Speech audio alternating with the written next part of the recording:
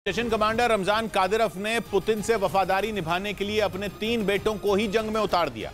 Kadyrov ने खुद एक वीडियो जारी किया जिसमें उनके बेटे यूक्रेन की सेना से भिड़ते नजर आए और उन्होंने खतरनाक हथियारों से ज़ेलेंस्की की फौज पर ताबड़तोड़ वार किए।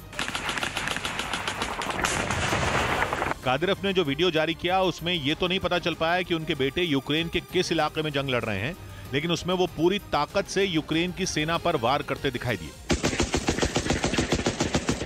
इस दौरान कादिरोव के तीनों नाबालिग बेटों के साथ कई दूसरे चेचन लड़ाके भी वहां मौजूद नजर आए। वो सभी कादिरोव के बेटों का हौसला बढ़ाते दिखे। तभी उनके एक बेटे ने अपने कंधों पर लॉन्चर रखा और उसे दाग दिया। इसके कुछ देर बाद ठीक उसी तरह एक दूसरा रॉकेट छोड़ दिया गया।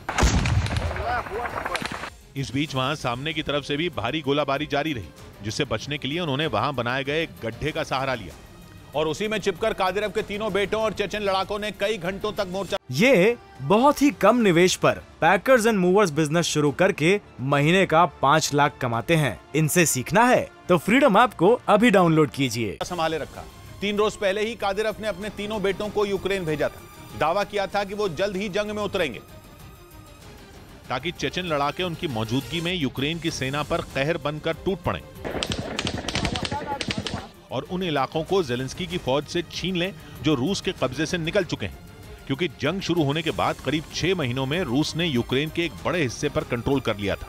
लेकिन बीते 1.5 महीने से यूक्रेन के सैनिकों ने खैरसोन और खार्किव समेत डॉनबास के कई इलाके उसके हाथ से छीन लिए। रूसी सेना को कई शहरों से खदेड़ दिया।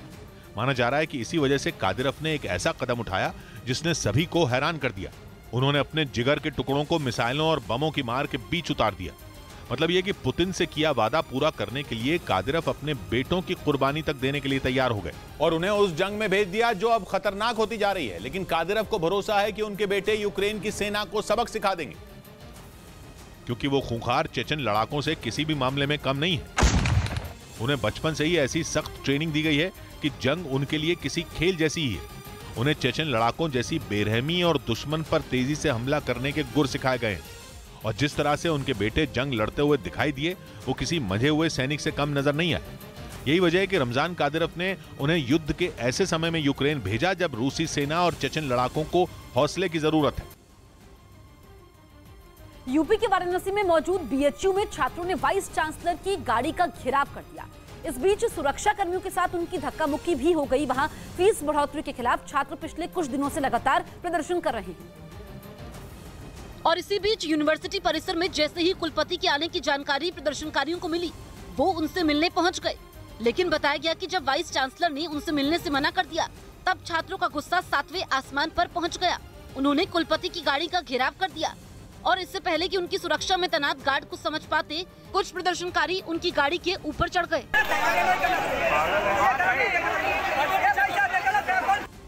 ये देखकर सुरक्षा कर्मियों के हाथ पांव फूल गए। वो तुरंत एक्शन में आ गए।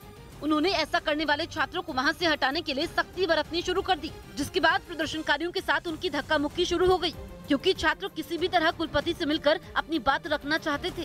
काफी देर तक वहां ये हंगामा चलता रहा। बाद में किसी तरह प्रदर्शनकारियों को वहां से हटाया गया, तब जाकर कुलपति वहां से निकल पाए। यूक्रेन का दावा है कि पुतिन उससे खैरसोन का बदला लेने के लिए यूक्रेन के दूसरे इलाकों में अपनी भड़ास निकाल रहे हैं। खबर है कि रूस ने यूक्रेन के पूर्व में बसे खार्किव और दक्षिण पूर्व के ज़ापोरिजिया में फिर हमला बोला और रिहायशी इलाकों को निशाना बनाया, बल्कि रूस ने एक स्कूल तक को नहीं छोड़ा। और ज़ापोरिजिया से रूस के तांडव की जो तस्वीरें सामने आई, उनमें एक मिसाइल एक बिल्डिंग के ऊपर से गुजरती दिखी और फिर बेहद जोरदार धमाके के साथ फट पड़ी। ज़ापोरिजिया के गवर्नर ने दावा किया कि रूस ने अपनी S-300 मिसाइलों से वहां वार किए। ज़ापोरिजिया उन 4 इलाकों में शामिल है जहां पिछले महीने ही रूस ने रेफरेंडम कराया था और फिर उसके रूस का हिस्सा होने का ऐलान कर दिया था। लेकिन यूक्रेन वहां रूस का कब्जा मानने को तैयार नहीं, इसलिए ज़ापोरिजिया में भयानक जंग छिड़ी हुई है। हालांकि जंग ज़ापोरिजिया में चल रही है, मगर बीपी पूरी दुनिया का बढ़ा हुआ है, क्योंकि ज़ापोरिजिया में ही यूरोप का सबसे बड़ा परमाणु पावर प्लांट है। अगर एक भी मिसाइल, रॉकेट या बम इधर से उधर हुआ तो ऐसा रेडिएशन फैलेगा कि पूरा यूरोप मौत की नींद सो सकता है।